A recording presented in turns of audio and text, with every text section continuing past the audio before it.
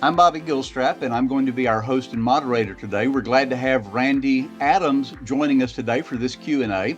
And Randy is a candidate or a nominee to be nominated at the Southern Baptist Convention coming up in June. So, Randy, let me go ahead and just throw it to you. We'll put some info about your bio and all that kind of thing into the chat box so people can get that later. And I'll also just say this real quick as we're getting started. The chat box, we are going to save that. So if there are resources that Randy wants us to put there or things that will be helpful to you, we can save that and email that to you in the future if you'd like to have that. So, Randy, we're glad to have you today, and let me just throw it over to you and let you kind of just kind of in a nutshell tell us why it's important for you to be running for the president of the Southern Baptist Convention in this year. Sure. Thank you, Bobby. And thank you, each of you who are joining with us today. I believe that we're in a struggle for the heart and soul of the Southern Baptist Convention. Our churches are losing trust in the convention's ability to accomplish the mission of God. And I really have a strong conviction that we need to rebuild trust. And we do that in at least three ways. First, transparency builds trust. Accountability stops corruption. Participation empowers churches.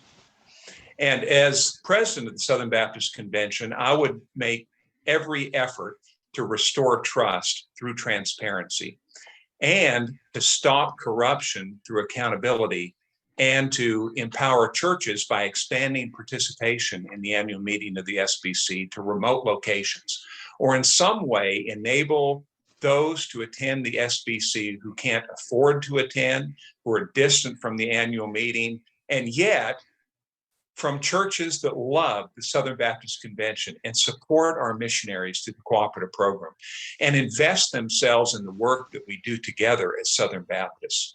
We need to empower those churches. Randy, why don't you take just another moment before we start dialoguing with questions? And if you do have a question on the call, you can type that into the chat box there, or we're going to open it up in a moment. And if you'd like to just ask your question in a moment. But Randy, you've laid out very clearly there a couple of things that you feel are important that have become convictions for you and why you are basically allowing your name to be placed into nomination as president. So why don't you unpack a little bit of that for us?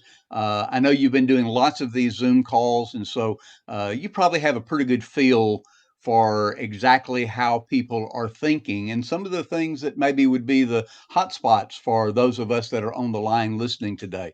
Why don't you jump into that and help us out? Sure.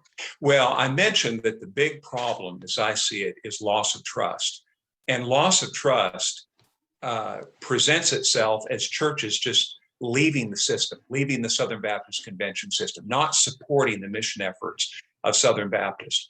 For example, we had 5,258 more churches supporting missions through the Cooperative program in 2007 than in 2019.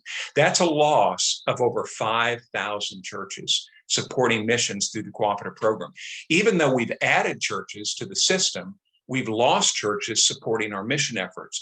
The total dollar amount, by the way, is $85.1 million.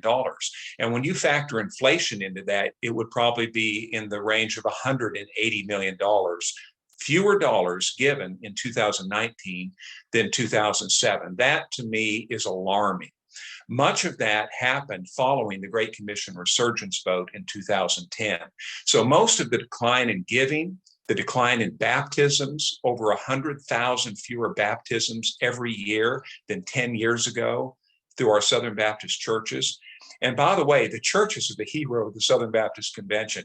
The convention exists to support the mission efforts of churches. If 5,000 churches have opted out of the Southern Baptist mission effort, that reveals that they believe that they can't accomplish the Great Commission as effectively through the SBC as maybe through some other way. So a loss of trust.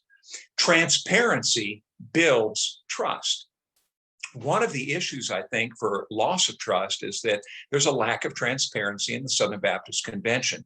For example, the North American Mission Board won't tell us. There was a large 8,000-word article done by a 40-year journalist in Southern Baptist Life, Joe Westbury, recently, and he tried to get from North American Mission Board how many churches are actually being funded, how many church plants. They wouldn't tell him. He also tried to get, where are these church plants located? What states? And they wouldn't give him that information either. There was $69 million spent last year in church planting, and that's a big number, but that number has not been broken down. So how much of that actually goes to the church plants? We don't know. How much is spent on NAMB ambassadors, dozens and dozens and dozens of pastors across the country who are being paid money to represent the North American Mission Board, to run interference for them, you might say.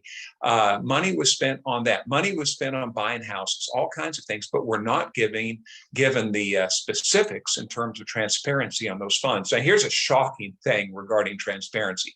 If you go on give.org, the Better Business Bureau charitable website, give.org, it gives you a list of charities that provide information, provide transparency. There's 20 criteria they look at, and they give a charitable rating to those charities that provide information and meet the 20 requirements. Charities such as World Vision or Salvation Army, Prison Fellowship. There's a number of charities that reveal transparent information. The North American Mission Board does not disclose, and neither, I don't believe, do any Southern Baptist entities disclose. Now, they don't have to. They don't receive government funding, to our knowledge, although the North American Mission Board has paid hundreds of thousands of dollars through Send Relief to a lobbyist to the federal government to try to get government money for some of the relief work that we do, I assume. But again, that's not disclosed. So they don't disclose. They don't disclose to Southern Baptists, to our churches, how many churches are being started. They don't disclose how the money's being spent. Now, get this. In give.org, Planned Parenthood has a charitable rating. The Clinton Foundation has a charitable rating. The Planned Parenthood donor has more transparency from Planned Parenthood than the churches of the Southern Baptist Convention get from the North American Mission Board. Now, that to me is shocking.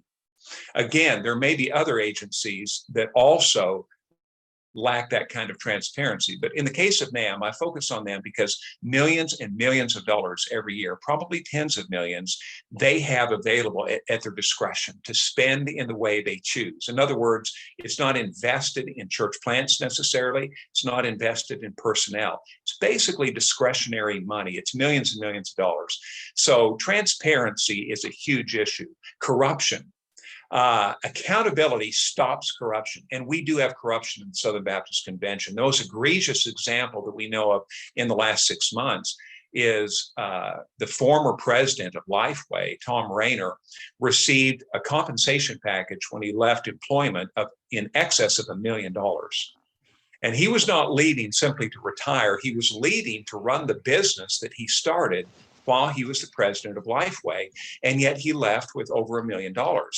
Remarkably, there was only one trustee that approved that, and no other trustee even knew about it.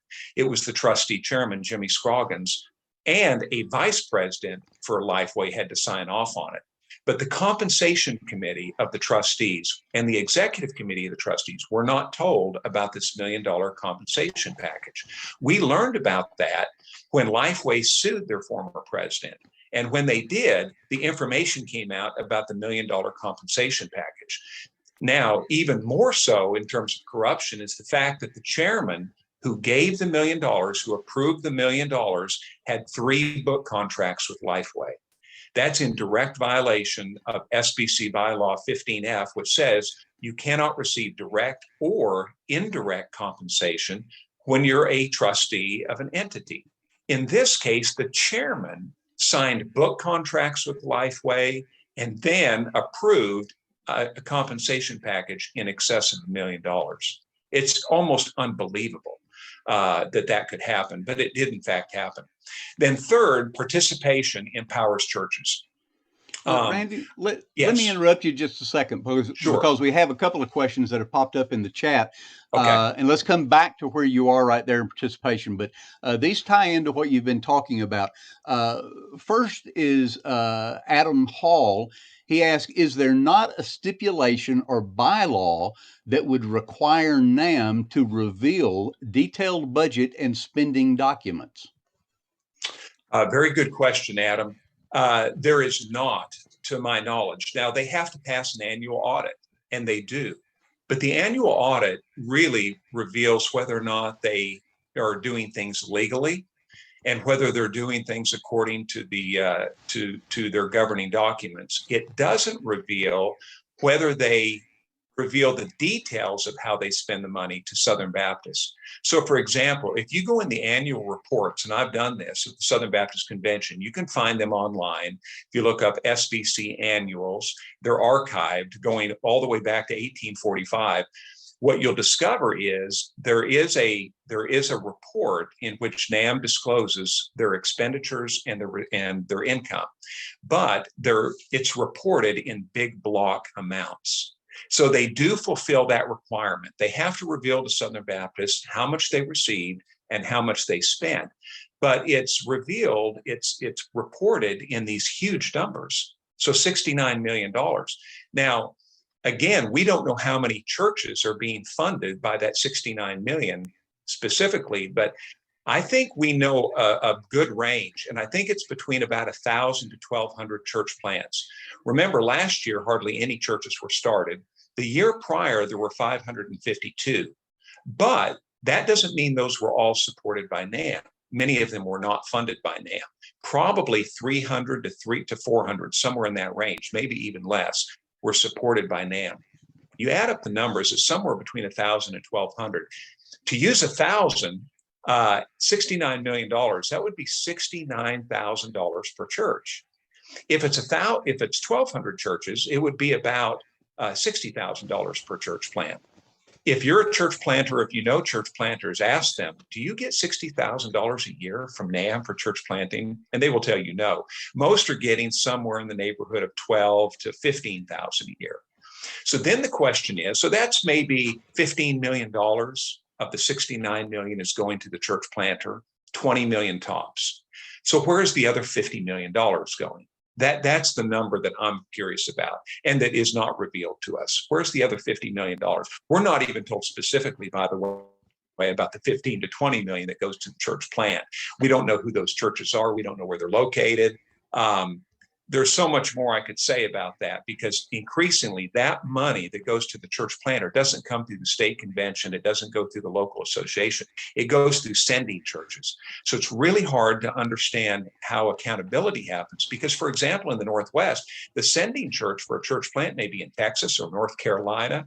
And so they're receiving their money from North Carolina, for example, and therefore we don't know who's getting money, nor do we know how much money they're receiving. It's a system that doesn't provide accountability, doesn't provide even relationship building within the state convention or the local association.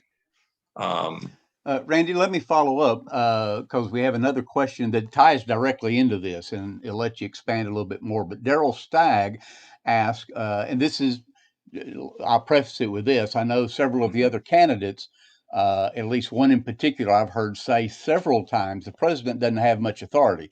And so Daryl's question is, as president, will you have the authority to get the financial documents from NAMB?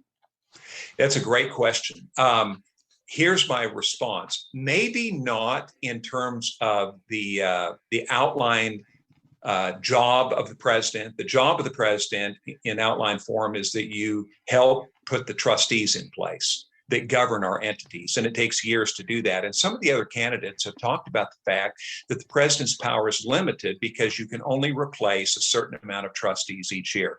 But here's what I believe a president can do. A president has a bully pulpit, and if he's willing to use that bully pulpit to expose corruption, to expose lack of transparency, how is an entity going to stand up to that? So, for example, if I demand or request in strong form that an entity open their bank books and tell Southern Baptists, we don't have transparency from such and such entity. They won't reveal their bank books. They won't tell us how they're specifically spending the money.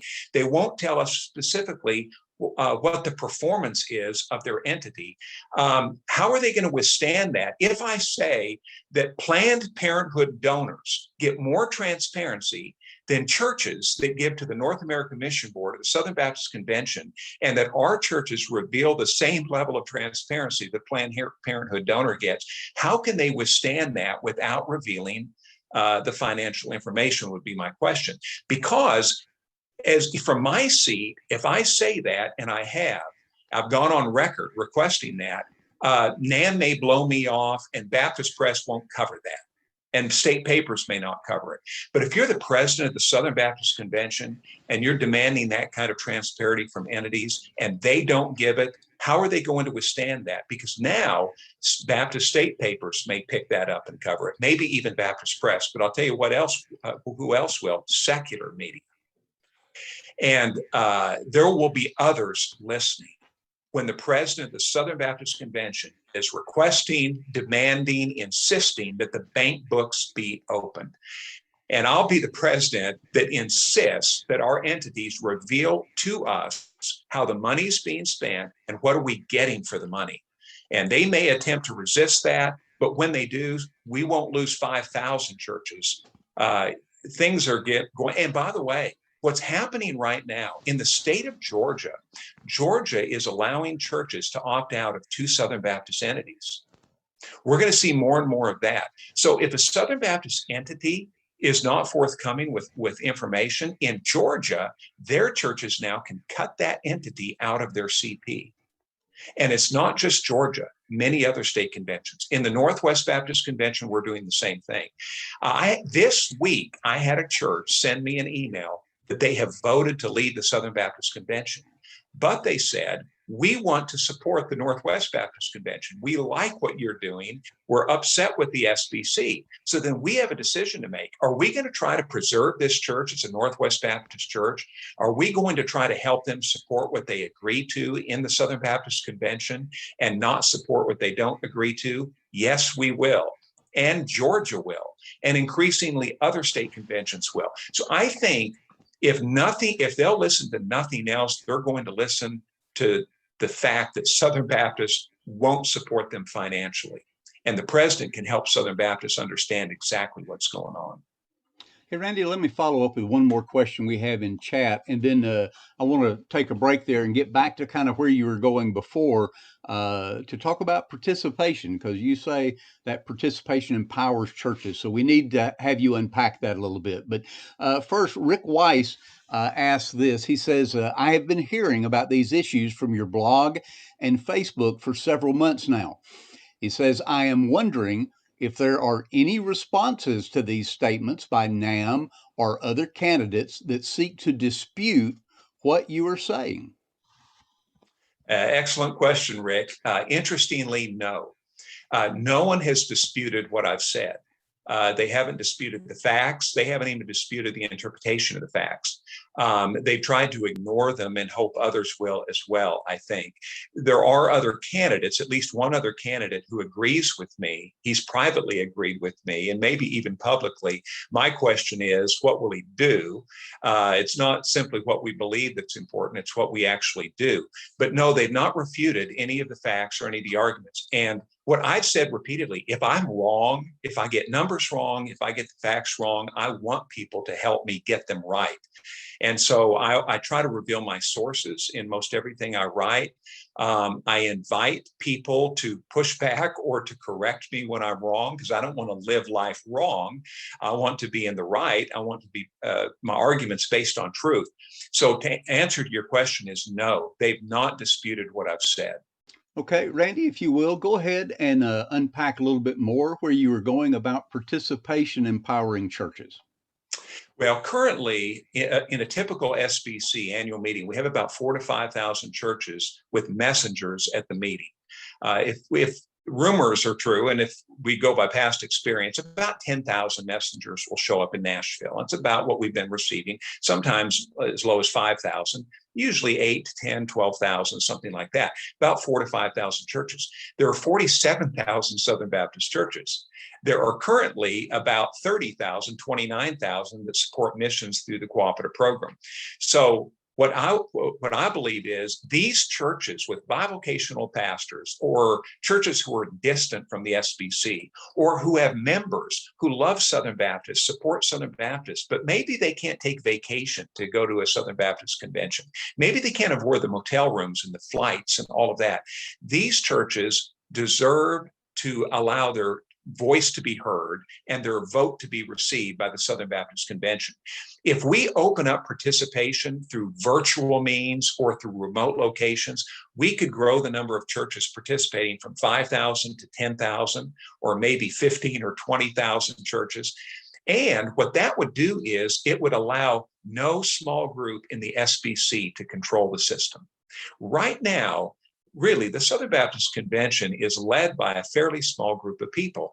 And sometimes in these votes for president, it's one small group of people trying to wrest power from another small group of people. And you can do that if you can manage everything in one location with 4 to 5,000 churches. It's much harder to do that if it's opened up remotely to 10, 15, 20,000 churches. And so I think we'll get a better representation of Southern Baptists from our smaller churches and our normal sized churches if we have this remote participation, and allow people to come to an associational location, for example, or a church may do their own casting of the annual meeting via internet and whatnot, and gather votes. And there'd be a way to do that that's secure. In terms of valid messengers voting, we could have a system in place that would enable that. To be clear, you have actually already done this, put this into practice in the Northwest. You guys actually had a virtual annual meeting in the Northwest Convention this year, did you not? Correct. In fact, we voted on 4 items. We voted on our budget. We actually voted on a debt, the ability to acquire debt, because we're building a new facility and selling our current facility. So that was a huge item on which to vote. We voted on officers as well. It went very, very well. And so, yes, we've done that in the Northwest. We had a virtual meeting in 2020. Some conventions canceled their meeting, but others had virtual meetings as well. So it can be done. Randy, most of us understand that an organization rises and falls on its leadership. The Southern Baptist Convention is a fairly complex organization, but kind of at the head of all that is our executive committee. Ronnie Floyd is the one leading our executive committee. Talk to us a little bit about our current leadership across the convention and the impact of those leaders on what you are seeing now in the sense of trust being broken down and the lack of accountability, the corruption, all those things that you've just mentioned. Help us understand that dynamic about leadership. Certainly. That's a broad question. Let me answer that in a couple of different ways. I believe that whoever leads a Southern Baptist entity, or whoever is elected president of the Southern Baptist Convention, ought to be someone who believes in who we are as Southern Baptists. I became a Southern Baptist in Montana through the Baptist Collegiate Ministry at Montana Tech in Butte, Montana, because it was the only non-Catholic group on campus. And I learned it was because the Cooperative program enabled Southern Baptists to reach beyond the ability of a local church through collegiate ministry, through missions, through church planting, sending missionaries all over the world, that the way we cooperate together enabled us to do big things that an individual church can't do. So therefore, I think our leaders should have that same conviction and that same belief in the Cooperative program, in the brilliance of how we work together as Southern Baptists cooperatively. Currently, we have leaders, and we've had this for a number of years, who lead entities and even the Southern Baptist Convention who did not support the Cooperative program in any major way.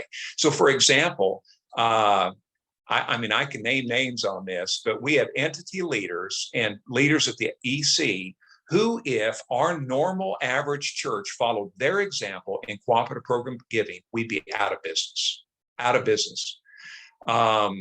Because they didn't even give 2% or 3% of their budget through the cooperative program. Currently, it used to be, by the way, 40 years ago, 30 years ago, the average SBC church, the average was 11% of giving through the cooperative program. Currently, it's down to about 4.8%.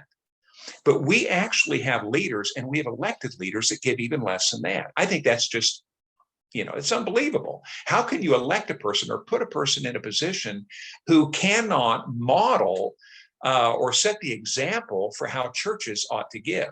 The current president of the North American Mission Board, his church gave 2.2% through the cooperative program, and they didn't give any or almost nothing through their own state convention. Most of that giving was through another state convention, and not supportive of the association as well. So I just think that is a bad example to set for Southern Baptist. I think it's ineffective leadership. Ronnie Floyd, just to mention Dr. Floyd too, when he ran for president of the SBC back in, I think it was 2006, his church gave about 1/3 of 1%, and he lost. And the year after he lost, they gave 0.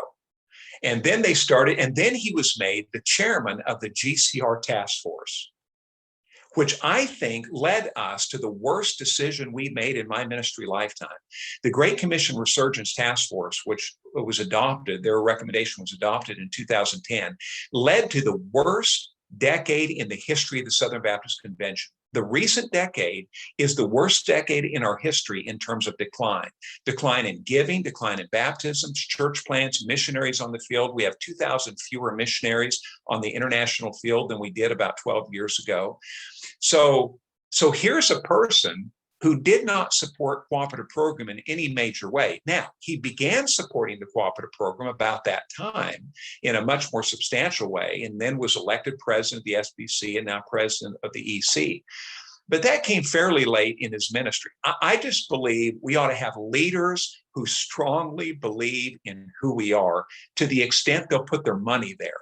And I think we need leaders who believe that we can do the right thing right now. Right now is the right time to do the right thing. And that's why I say the president of the Southern Baptist Convention, if he's a person of conviction and courage, who will lead Southern Baptists to do the right thing, to open the bank books, to provide transparency, to hold ourselves accountable. If we can't hold ourselves and our trustees and our leaders accountable to follow the bylaws of the SBC, I mean, how do we, if we can't base things on that level of truth and transparency, how can we expect our churches to trust us?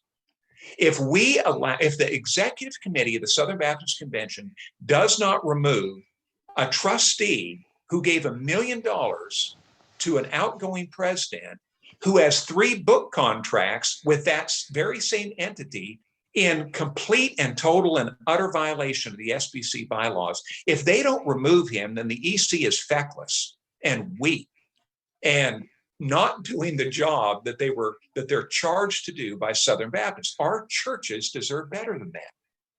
Our churches deserve better. Our churches deserve leaders who hold themselves accountable. When I meet with my board, as I met with our executive committee of our board last week, I tell them almost every time, you're my boss.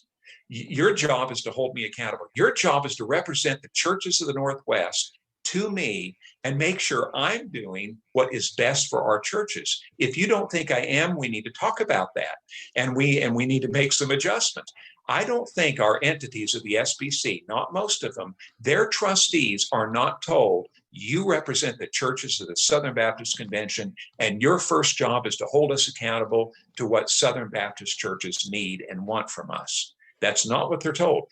Many of our trustees believe they represent the entity. They represent the president of the entity. Their job is to help him and to protect him even from the truth. That's the thing. Protecting a leader from rumor or from unfair attack, that's different. I'm talking about protecting a leader from the truth, enabling a leader not to reveal the truth, not to be transparent.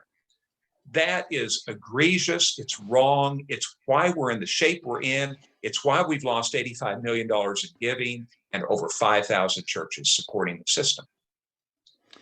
Randy, we've got a couple of other questions. I want to come back and address this GCR and leadership thing again here in just a moment, because you made a pretty strong statement there, and let's come back to that. But we have a couple of questions in the chat, so let me just bring those up and bounce back to a couple of things you've already hit on. Lowell Ingram says, would these remote viewings be churches, associations, etc., talking about the remote locations, as an AMS or associational mission strategist, we could probably arrange this through one of our larger churches. So he's asking, where would those viewings or those remote locations probably be? Yeah, good question. I think they could be in, a state convention, for example, could host a location. An association could host a location. A church maybe could host a location, and there would be criteria set up as to how that location would need to operate. And so the location would have to meet those criteria, how you vote, how you confirm messengers or legal messengers, all of that, such a thing. I think it could be a variety of things. And it could, in Alaska, for example, it's such a huge state, they may want to have 2 or 3 locations. Hawaii has a number of islands. They may want to have 2 or 3 locations, one on each island, for example, for their churches. So geography might play a role in terms of how many locations, and then also maybe even the interest of the area. Maybe the churches of a particular association say, you know what, we don't want to do this. Well, that's fine. I think you just open up the system so that you enable those who want to participate. Doesn't mean everybody will, but now everybody has a better chance of doing so. Daryl Stagg asks, do you have an idea of a motion that could be made at the annual meeting that could require all entities to open their books for a forensic audit? Yeah, I haven't personally. Now, I will say I signed a petition. There was a petition put together requesting that NAMB and Lifeway conduct a forensic financial audit. There were about 500 signatories on that petition, I believe, including the former vice president of the Cooperative program for the Southern Baptist Convention. He signed it. Some state convention executive directors, a lot of directors of missions signed it, pastors and others, about 500. That petition was sent to the executive committee of the Southern Baptist Convention, requesting that they require this or that they request this from our entities. They did nothing with that petition. They didn't act upon it. So I think at this point, I'm not really certain how a motion would be received or how it would be dealt with at the SBC. I personally not considered that. But I will say we have requested of the executive committee that they conduct a forensic audit, and that also went to the NAMB trustees and the Lifeway trustees, I believe, that they conduct a forensic audit. They have refused to do that at this point. Go back to the GCR concern again that I mentioned a moment ago. You've talked about leadership. Based on what's happened since the GCR, unpack for us a little bit, not necessarily just statistics, but in the area of performance, everything seems to be going downward. And to me, I have a hard time seeing why you continue to keep the same type of leadership or the same leadership team or whatever it would be in an organization when the production, I hate using that term because we're talking about ministry, but the output is significantly lower. In the case of NAMB, 50% or less of what they were doing in the terms of church plants, but spending way more of our mission dollars. Right. What do you think is the correlation between the GCR and current leadership, and why there hasn't been a shift, 4 or 5 years ago, actually, when all the downturns were really becoming significantly evident? It's a good question. I don't know why there hasn't been a shift, other than the fact that many of the leaders we have in place were part of the GCR task force. So Dr. Floyd chaired the task force, Danny Ake and Al Moeller were on the task force. Other prominent leaders were on the task force. Dr. Ezell was hired right after, just a few months after the task force, I think, to implement their recommendations at the North American Mission Board. What effectively they did was they shifted resources and control to the national level of Southern Baptist life and away from associations and state conventions. So, for example, outside the South, for those of you who are in the South, you may not know that most of our associations outside the South, the great majority, do not have a director of missions or an associational mission strategist. In the Northwest, we have 13 associations. We have one association that has a full-time director of missions or associational mission strategist, and that's the Seattle area. And that's a big area for us. But Portland has a person who basically serves 1 day a week. And some of the others have no one who's paid at all. They have the moderator, perhaps, that does that. So what the GCR did was it shifted somewhere in the range, it's hard to tell, but effectively $60 to $70 million to the national. The one big winner in the GCR financially was the North American Mission Board. Because in the end, even though the push to 50-50, which the GCR recommended, in other words, that state conventions give 50% of cooperative program funds to the national entities and keep 50% in their states, that resulted in a huge shift from the state conventions to the national, so that as the cooperative program declined, and the decline has been $62 million since 2010 through 2019, as the cooperative program declined, most of that decline was experienced by the states, not by the national. The states were forwarding more money. However, in addition to forwarding more money, NAMB kept more money. So NAMB kept about $50 million that they used to distribute through the state conventions and through the local associations. So there was a huge shift in money to the national and in control. So what happened with NAMB is they assumed control, quote unquote, of church planting. It became very, very top down.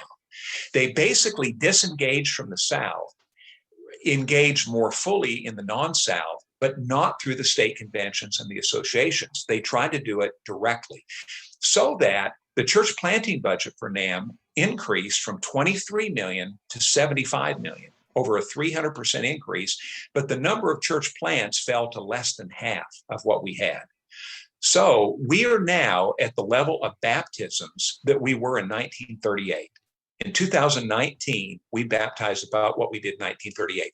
The lowest 5 years in baptisms since World War II are the last 5 years. The lowest 5 years in church plants in at least 40 years are the last 5 years. And the cooperative program has seen the biggest decline ever in our history. So we've seen massive decline in baptisms, over 100,000 souls per year. So we had never dropped below 300,000 baptisms since 1947. Last year, in 2019, we were 235,000 baptisms. We had never been below 300,000, but we've been below 300,000 now for several years in a row. It was just a collapse in the numbers. I believe it's because a lot of our churches, those 5,000 churches, and many others have just been withdrawing from the system as they saw the national entity try to take control of the work in North America and cut the association out and cut the state conventions out and weaken the state conventions and the associations by cutting our dollars greatly and nationalizing the strategy. I've sort of likened it to if the federal government tried to control all the states, or if the federal government tried to tell your local city how to do their business instead of the mayor and the city council. Now, you might say, well, our mayor and city council aren't too smart. They aren't doing too good a job, but at least they're being held accountable by that city. And if it's being directed from the national level, you have very little control if things aren't going well in your city, and it's being controlled by the national level.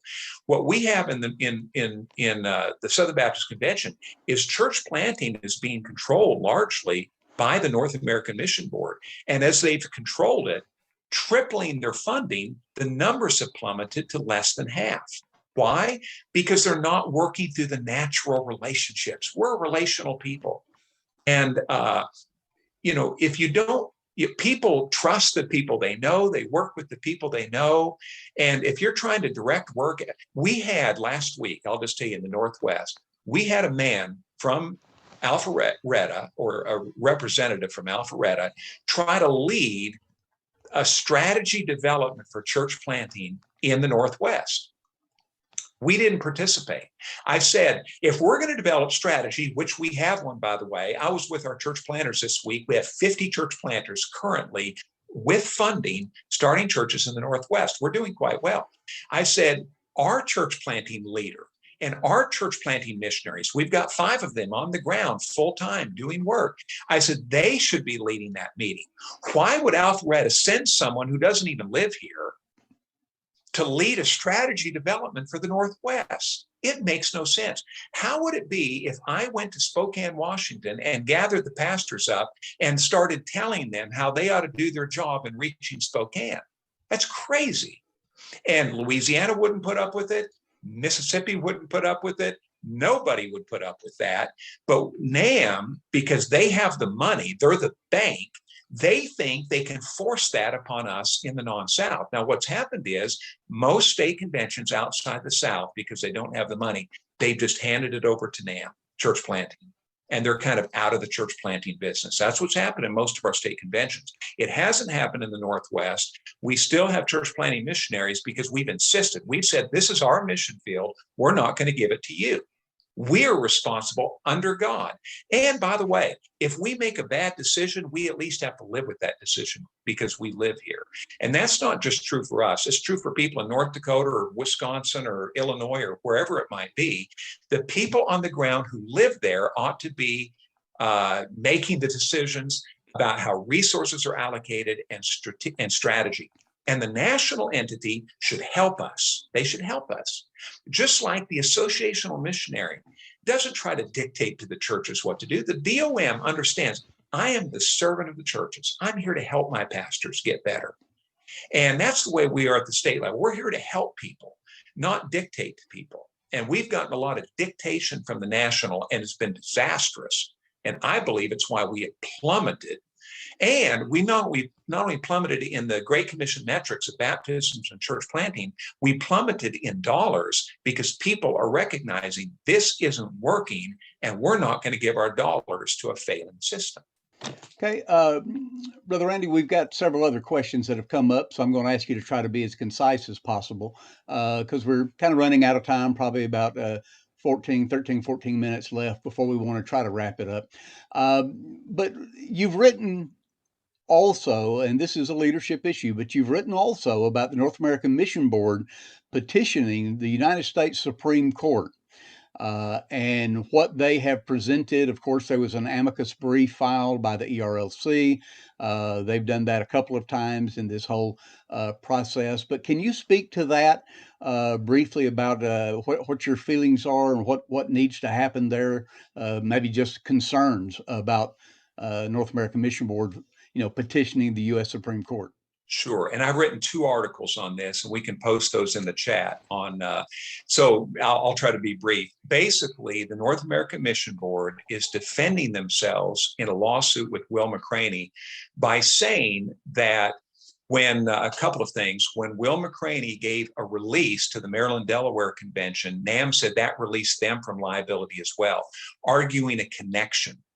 So even though the Maryland-Delaware Convention is not a part of the Southern Baptist Convention, they're a total separate entity, like every state convention is, like every association is. We're all separate and autonomous. Our churches are as well.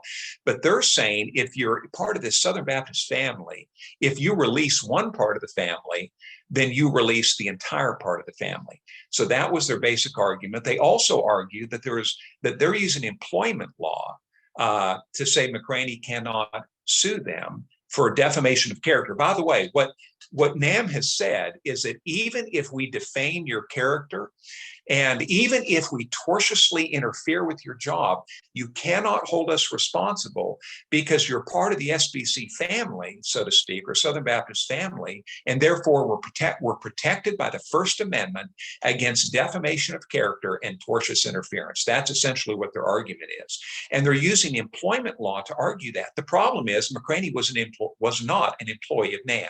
nor of the Southern Baptist Convention, nor are you, as a pastor or an associational missionary, an employee of the Southern Baptist Convention. You're completely autonomous from the Southern Baptist Convention. So the argument is spurious. Now, the ERLC argued in their first amicus brief that the Southern Baptist Convention is a hierarchy. They actually use the word hierarchy, and that the national SBC is the umbrella over all of our churches, our associations, and conventions. And therefore, you can't sue because we're a hierarchy. It's unbelievable, and I could go into more about that, but it was just an unbelievable argument. We all know, every kid who went through training union years ago understands this, Baptists are not a hierarchy. The SBC is not a hierarchy.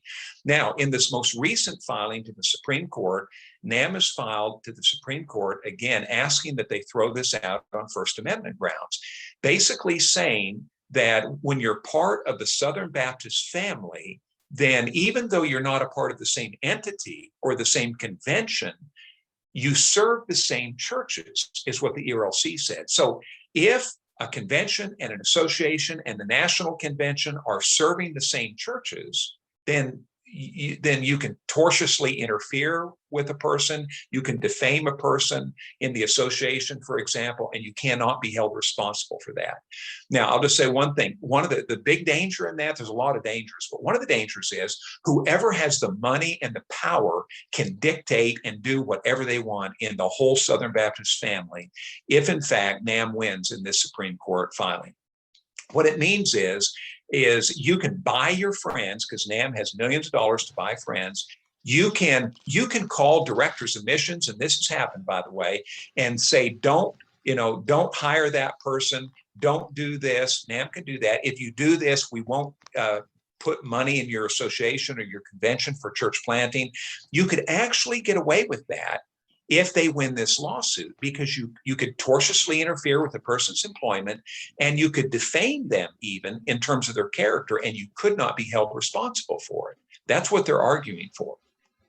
Randy, the concerns with this petition to the U.S. Supreme Court are very broad, and you've hit on a number of those items. Have any of the other presidential candidates that are announced nominees, have they spoken against this or about the damage that this could potentially occur to the SBC across the board at all levels if the North American Mission Board is successful with this petition? Not to my knowledge. Now, 3 or 4 years ago, I talked to Frank Page at the time, who was the president of the executive committee, and Augie Boto, who was an attorney and the executive vice president of the executive committee. They told me, and they told all of our state convention execs, that this really isn't anything we need to be concerned about, that Southern Baptists would never put up with with this hierarchical type argument in which NAMB claims that they're a supporting organization of the state convention, and therefore they have a right to interfere with the state convention. We were told that's a lawyer's ploy, and they're just trying to get out of the lawsuit using lawyerly language, but Southern Baptists would never put up with that. However, they were dead wrong, because this case is not being argued before the court of Southern Baptists. Southern Baptists are not going to make the decision. The U.S. Supreme Court is going to make the decision. This is being argued in court. So the U.S. Supreme Court is going to tell Southern Baptists whether or not we can defame character, whether or not we can tortiously interfere. They're going to make a decision about how we're governed, not Southern Baptists, because now it's in the court of law. By the way, in the most recent amicus brief that the ERLC filed, the Muslims are filing with the ERLC. An Islamic group is, a Mormon group is, a Jewish group is, the Lutherans are. The Muslims and the Mormons are weighing in on this lawsuit, and our own leaders in the Southern Baptist Convention haven't said a word. So we're going to allow the Mormons and the Muslims to express their opinion to the Supreme Court, together with the ERLC and NAMB, about how Southern Baptists should be governed. And our own entity leaders have not said a word about it, to my knowledge. It's a very, very dangerous situation. Well, what about the executive committee? I mean, that's everybody, as far as the entities, are supposedly working underneath the SBC Constitution bylaws Has the executive committee taken a stand? Have they sent in an amicus brief trying to clarify? I mean, what has been their stance? They have done nothing. And I've personally talked to the lawyer at the executive committee, and he said, we don't need to worry about this setting a precedent. Now, they were very concerned about the amicus brief that the ERLC filed, because using the word hierarchy, by the way, you cannot retract that amicus brief. It is part of court record now. They understood the danger of the use of the word hierarchy. They told me, and I'm not a lawyer, but they told me they don't see the same danger in NAMB arguing from employment law as to why they should not be sued. Even though McCraney was not an employee of NAMB, they don't see the same precedent-setting power in arguing from employment for employment law. What I told him and Dr. Floyd and all of them is that you may say that it can't set the same precedent, but it sure can destroy partnership. Because if our SBC entities can say whatever they want about us and interfere with us and threaten us with their money, and they've done this, we'll withhold money, we won't give you money, we'll give someone else more money, we will show preference one to another. If they have the power to do that, then you destroy partnership, whatever you say about the legalities of it. But they've not done anything. All right. Well, and that's disappointing. Well, we're down to just a few minutes before we want to wrap it up. And Adam Hall has another comment for you to respond to. So it sounds like the national missions efforts have gone to a much more corporate top-down method rather than an emphasis on the authority and prerogative of the local church. I wonder if this is a major reason churches are going to a more independent style of missionary support. A brief comment. Yes, Adam, I fear it is. Let me say, I am a Southern Baptist because I believe one of the reasons I'm a Southern Baptist, the great reason, is that if you have a person in your church surrendered to missions, we have a way to send them and support them through the IMB. We're not doing it as well as we used to, but there's no one who does it as well as us still to this day. You have a seminary system that will educate them. You have 40,000 churches that they can serve as a pastor if God calls them to be a pastor. So Southern Baptists have, over multiple lifetimes, developed this tremendous system of ministry, system of churches and associations and conventions and mission agencies and seminaries and universities and colleges in many of our states. So there's great strength in that. And, it's nothing I want to turn away from, because you can't build that in one lifetime, let alone 2 or 3 lifetimes. So there's great reason to be a Southern Baptist. However, when you see corruption, when you see arrogance among leaders, refusing to turn away from horrible decisions that have led us into a decade of decline, it's very disheartening. It's very disheartening. And it really is no surprise that churches would say, I don't want to be a part of that. I don't want to be a part of a system that refuses to admit failure and just doubles down on it. By the way, you've not heard these who are leaders of the Great Commission Resurgence. They haven't mentioned it in years. They know it was a failure, but they won't publicly say it. And they've not publicly done anything to turn to a new direction from what the path the GCR set us on. They're just hoping we forget about it, I guess. So now we're talking about Vision 2025. Well, Vision 2025 is nothing but a set of goals without a strategy to meet the goals. I support the goals. I mean, everybody supports reaching more people. The problem is, if you don't have the structure and the strategy to do it, it will fail, just like the Great Commission Resurgence failed. So, it's disheartening. It's disheartening. And what it does is it destroys trust. That's why you have to have transparency. That will restore and rebuild trust. You have to have accountability. That will stop corruption. You have to enable the participation of churches. That will get more people involved in the system, making decisions and feeling better then about the mission. If we don't do those things, we cannot rebuild trust, and we'll see more churches opt out. We're going to wrap it up. I don't see any additional questions in our chat at this point. So why don't we wrap it up? Randy, let me throw it back to you to just kind of bring it all back together for us. How would you wrap this up and give us maybe a final challenge for voting for Randy Adams for president in our upcoming annual meeting in June? Well, my website, randyadams.org, I'd encourage you to share that. If you like what I've said, share it, tell other people, because when the word gets out, people have responded very, very well to the word. We are in a struggle for the heart and soul of the SBC. We need more than a cheerleader president. We need a reformer. We need someone who will stand up to the powers that be and confront them about opening the bank books. We need a reformer. We need to rebuild trust. Our churches deserve a system they can trust.